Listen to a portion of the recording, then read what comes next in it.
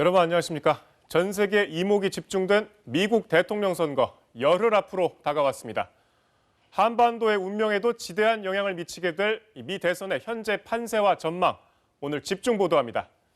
지난 대선 결과가 대다수 언론과 전문가들의 예측을 뒤엎었던 만큼 이번 대선도 좀처럼 예측이 쉽지 않습니다. 50개 주 가운데 경합주, 즉 선거 때마다 표심이 변했던 주에서 승부가 날 것으로 보이는데 이 경합주로 분류되는 지역은 6곳입니다. KBS 특파원들이 경합주의 선거 판세를 현지 취재했습니다. 먼저 남부 선벨트 3개 주를 애리조나에서 이영현 특파원이 전해드리고 이어서 북동부 3개 경합주를 펜실베니아에서 한보경 특파원이 전해드립니다. 애리조나주 곳곳에서 트럼프 대통령 지지자들이 모였습니다. 공화당을 상징하는 붉은색 옷을 입거나 모자를 썼고 마스크를 쓰지 않았다는 점이 대체적인 공통점입니다. We need to stand up for our people and we need to stand up for this country and make this country number one again and forget globalism. We want protectionism. Bringing back the country, he brought like unemployment way down and he's lowering taxes and stuff like that. 연설장에 들어가기 위한 줄은 2km 가까이 됩니다. 트럼프 대통령의 연설은 저 건물 뒤에서 진행이 됩니다. 사람들이 줄을 서서 여기까지 오기에는 약 2시간 정도가 걸리는 상황입니다. 애리조나는 1996년 대선 이후 24년 동안 민주당 후보가 승리한 적이 없는 전통적인 공화당 우세 지역입니다. 하지만 최근 애리조나주의 여론조사는 민주당 쪽으로 기웁니다. In terms of foreign policy issues and also in terms of respectful of the diversity of this country is also very important to many voters. Population that's coming in from California, Chicago, New York, that it's definitely culturally shifting Phoenix further towards the middle than it was. 애리조나와 함께 경합주로 분류되는 노스캐롤라이나와 플로리다주도 바이든 후보가 앞서고 있습니다. 그러나 전국 지지율과 비교해보면 차이가 근소하다는 점, 또 코로나19로 입원했던 트럼프 대통령이 퇴원하고 유세를 재개한 12일부터 바이든 후보와의 격차가 좁혀지고 있다는 점이 변수입니다. 무엇보다 숨은 트럼프 지지자, 이른바 샤이 트럼프가 지난 대선처럼 이번 대선에서도 예측이 안 된다는 게 바이든 후보의 우세를 장담할 수 없게 만듭니다. Right now, Biden is said to be ahead in Arizona, but when you see these numbers, you don't know what's going to happen during the actual election day. I think it was a matter of turnout. So many more Trump supporters.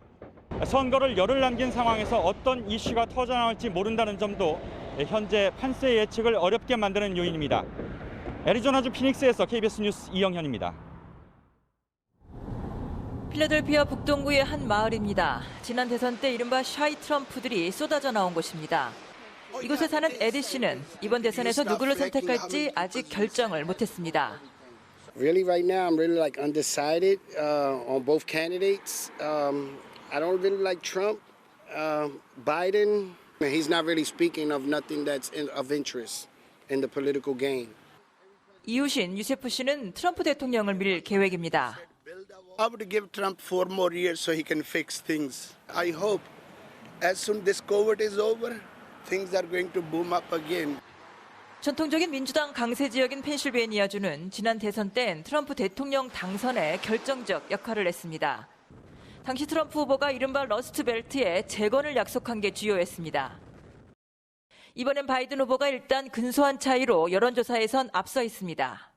Cares about social justice issues, cares about making the country a healthy place for all, residents, immigrants, and everyone. So I think he's the right guy to lead at this time here. 이른바 러스트벨트 3개 주 중에서 이곳 펜실베니아주는 선거인단 수가 가장 많은 데다가 선거 앞두고 두 후보 간 지지율 격차도 갈수록 좁혀지고 있어서 양측 모두 선거 결과를 장담하기가 어렵게 됐습니다.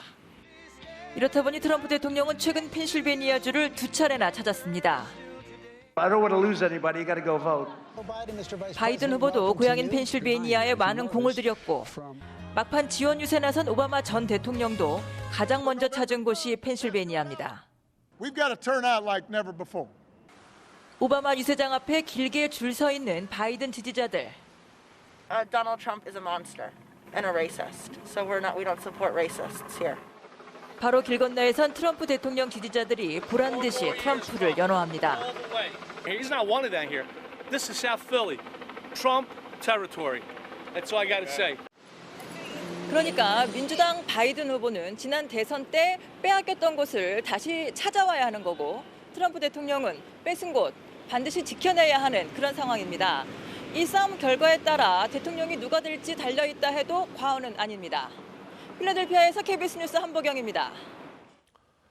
이번에 워싱턴 연결해서 종합적인 판세 그리고 두 후보의 막판 전략 정리해 보겠습니다. 김웅규 특파원, 앞서 현장 취재를 보니까 이번 대선 역시 결과를 장담하기 힘든 상황인 것 같습니다.